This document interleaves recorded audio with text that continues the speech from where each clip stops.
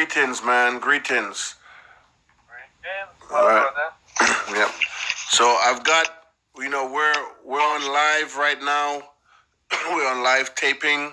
So I just want to give thanks and praise to Yahweh, Bahashem, Yahushai, Bahashem Rakak Kwadash. And we want to give double honors to the apostles at Great Millstone who teach us and rule well. To all Yakim out there doing the work in truth and sincerity, we want to say shalom to them. And the speckled birds, the ones that just found out that they are Israel.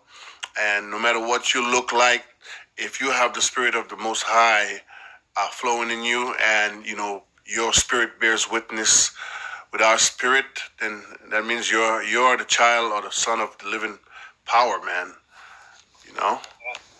So, anyways, I want to just give thanks and praise to Yahweh Bashim Shai for you brothers coming on again tonight.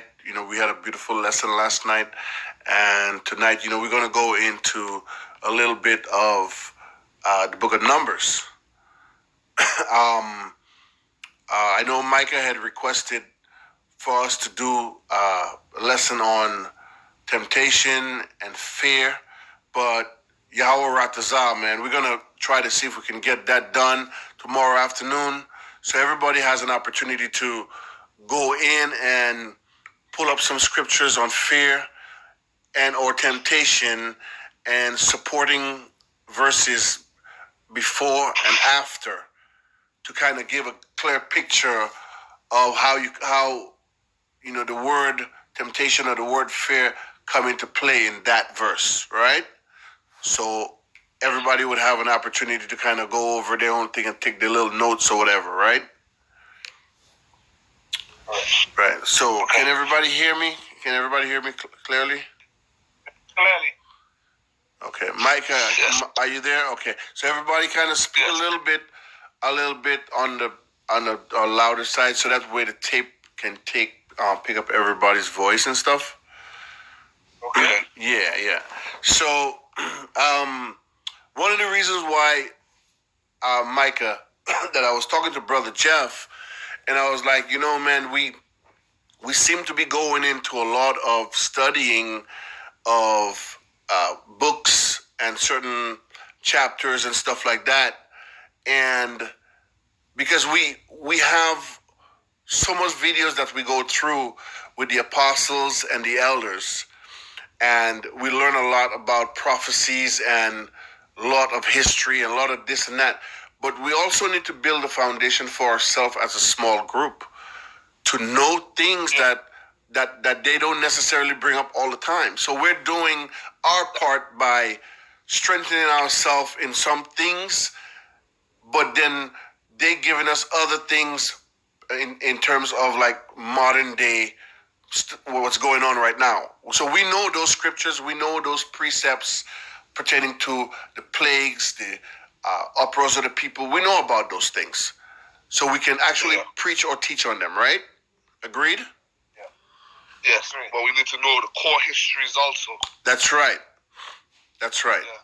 So, one of the things that a lot of people don't know, so let me just read the heading on Numbers. The last chapter in Numbers is 36. So it says here on the top of that, it says expressions of concerns about daughters receiving land of inheritance. So we're going to read up on that, and we're going to see how did they distribute or deal with land issues when it concerns the daughters, because a lot of us have daughters, we don't have sons. So how would we go about handling situations like that, even till this day, right? Yes. Right. So you said number 6, you said? Numbers 36, and so we're going to start at verse 1. Verse 36, yes. So we're going to start. Numbers 36, verse 1. Yeah. Mm-hmm. Hey. Okay. 36. All right. Okay, so Brother Mike, please read. You're going to read this chapter for us, and then Micah will read the next chapter. So for now, Brother Mike is going to concentrate on reading this chapter here for us. It has 13 verses, so Brother Mike, please. Numbers 36, starting at verse 1. And the chief fathers of the family of the children of Gilead, the son of Machir, the son of Manasseh, and the families of the son of Joseph came near to speak before Moses and before the princes and chief fathers of the children of Israel. And they said, the Lord commanded my Lord to give the land for an inheritance by lot to the children of Israel. My Lord was commanded by the Lord to give the inheritance of Zelophehad, our brother, unto his daughter. And if they be married to any of the sons of the other tribes of the children of Israel, then shall their inheritance be taken from the inheritance of our father, and shall be put to the inheritance of the tribe whereunto they are received. So it shall be taken from the lot of our inheritance. Right. So Brother Mike, stop right there. So do you understand what was going on in those few sentences? Why they had some concerns about the daughters marrying within the tribe? Yes, because yes. basically they marry outside, and the inheritance will go to others. Right. Others. Right. It would go tribes. Not just to others, but it would enlarge in the tribe of the male that she would, if she was from Benjamin and she go into Naphtali's tribe would be enlarging, their lots would be enlarging. You see what I'm saying? Yes. And that's what they were they wanted to prevent that. So let's keep reading. And verse 4. And when the jubilee of the children of Israel shall be, then shall their inheritance be put unto the inheritance of the tribe, whereunto they are received. So shall their inheritance be taken away from the inheritance of the tribe of our father. Moses commanded the children of Israel according to the word of the Lord, saying, the tribe of the sons of Joseph hath said well. This is the thing which the Lord doth command concerning the daughters of Zelophehad, saying, let them marry to whom they think best. Only to the family of the tribe of their fathers shall they marry. Okay, so you see, the tribe of their fathers. So someone from Naphtali, for instance, it would have to be a male in one of those lines. Can't be nobody else.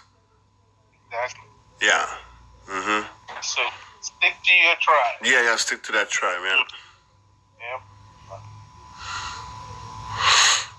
So shall not the inheritance of the children of Israel remove from tribe to tribe. Right. For every one of the children of Israel shall keep himself to the inheritance of the tribe of his father. Right. And every daughter that possesseth an inheritance any tribe of the children of Israel shall be wife unto one of the family of the tribe of her father. Right. The children of Israel may enjoy every man inheritance of his father. Right. Neither shall the inheritance remove from one tribe to another tribe, but every one of the tribes of the children of Israel shall keep himself to his own inheritance. Right. Even as the Lord commanded Moses, so did the daughters of Zelophehad. For Mahlah, Tirzah, Hoglah, Milcah, and Noah, the daughters of Zelophehad, were married unto their father's brother's son. Say that again. You see that? Now, people would have a little trouble with that today. They would have a big trouble with that. So now, if Micah had a son, my daughter can marry him Exactly. to keep it in the tribe. Yes, yes, yes. You see, now everybody would look at that and say, but But Micah's son is my daughter's cousin. I know. But what the scripture just said. When it, you have to also reference, right? When you see that like that, you have to also think back to Jacob and his uncle. Right. His uncle Laban. Right. Because that was his brother. His mother's brother, right. But there it says, but now it says here, were married unto their father's brother's son. So which is your father's tribe? Yes. Okay. That's right. Right. Yeah. Little did we know. It would be very weird if it existed nowadays. Right. You know, that It was normalized back is then. the most correct way. Right. It was normalized back then. It was not a thing of it was not even a thing of question back then. Right. No.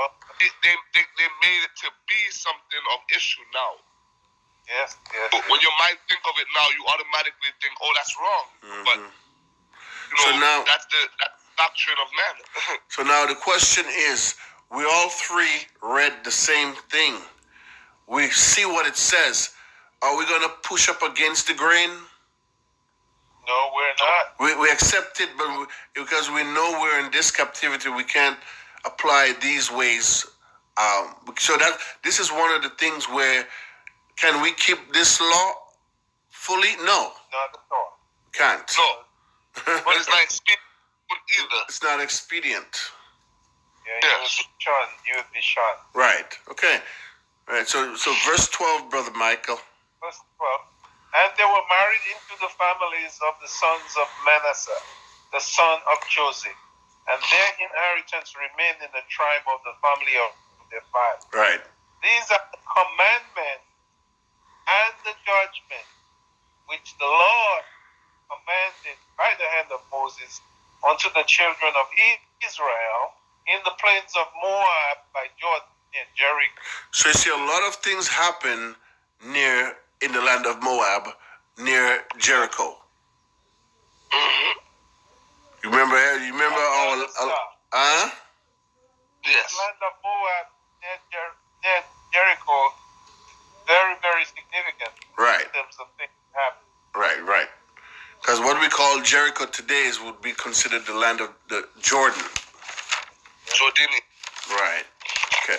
So now, see how now we understand now how it's supposed to be when you have a daughter, how that daughter's supposed to stay within the tribe of her father, so that the inheritance don't go to another tribe and have that tribe be more enlarged. You see what I'm saying? Because they also have balance in everything, even in the tribes. Okay? If you get wife, and that's all you should get, eh? Right. Okay, so now, Micah, you'll read 35. Some of the most important information starts around 9, but let's just go ahead and read 35 because it says 48 Levitical cities. So we're gonna get some meat out of that as well. But the main thing is what they do today in this society. Like for instance, if there was an accidental death in your house and you flee from Florida to here, Micah, my house should be a refuge. No one's supposed to be able to touch you because it was an accidental. Yep. In this land, they persecute you whether it's accidental or not. Yeah. But Well, they persecute you based on who you are.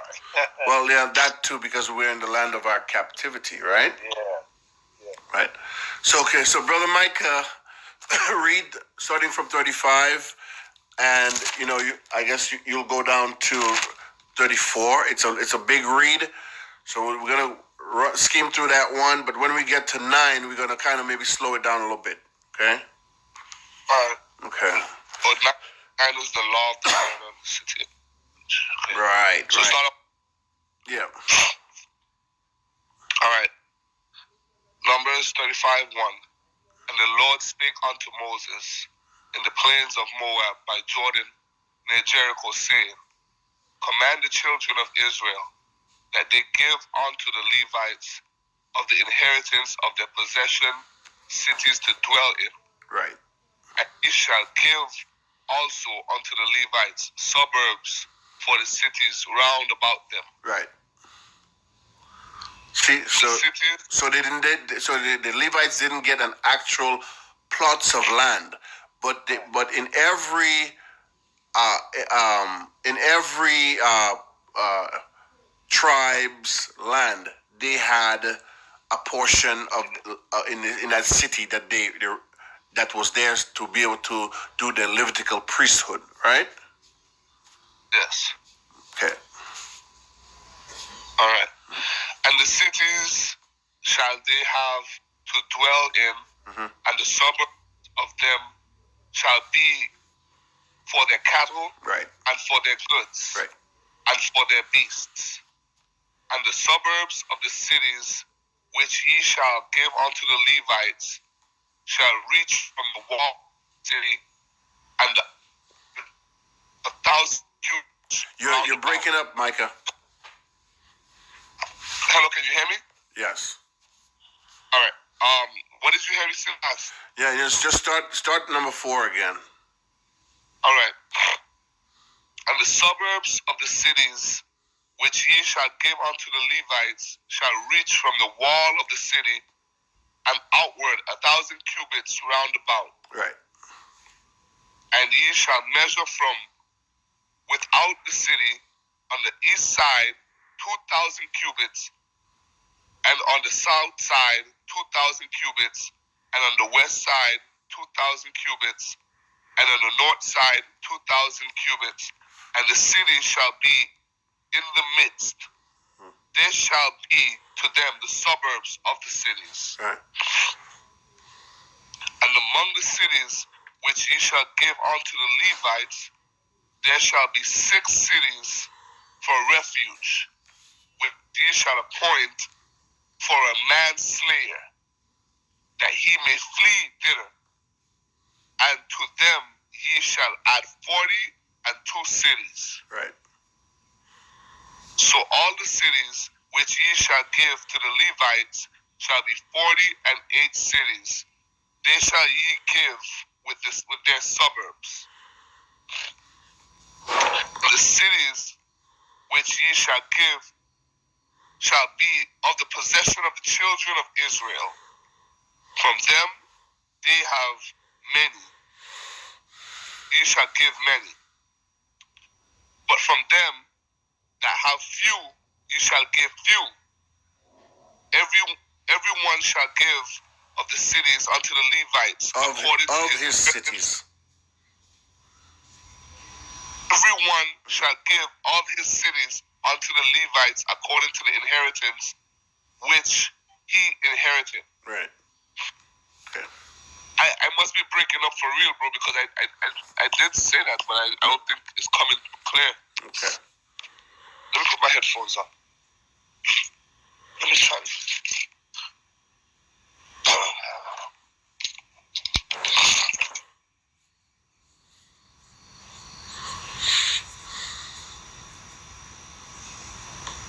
Hello? Yeah, go ahead. Can you hear me better now? I can hear you. Just you had missed a word, so I just had to correct you on that. I didn't miss the word, but I guess it didn't skip it, so I was trying to figure out if you can hear me better now. We can hear you. Okay. You're good. And the Lord spake unto Moses, saying, Speak unto the children of Israel, and say unto them, When ye be come over Jordan into the land of Canaan, then ye shall appoint you cities for you, that the slayer may flee thither, which killeth any person at unawares. And they shall be unto you cities for refuge from the avenger, that the manslayer die not, until he stand before the congregation in judgment. And of these cities, which ye shall give 6 cities, shall ye have for refuge. You shall give 3 cities on this side Jordan, and 3 cities ye give in the land of Canaan, which shall be cities of refuge. These 6 cities shall be a refuge, both for the children of Israel and the stranger, and for the sojourner among them, that everyone that killeth any person unawares may flee thither. Right. And if he smite him with an instrument of iron, so that he die, he is a murderer. The murderer shall surely be put to death. And if he smite him with throwing a stone, wherewith he may die, and he die, he is a murderer. The murderer shall surely be put to death. But if he smite him with a hand weapon of wood, wherewith he may die, and he die, he is a murderer, and the murderer shall surely be put to death. The revenge of blood himself shall slay the murderer. When he meeteth him, he shall slay him.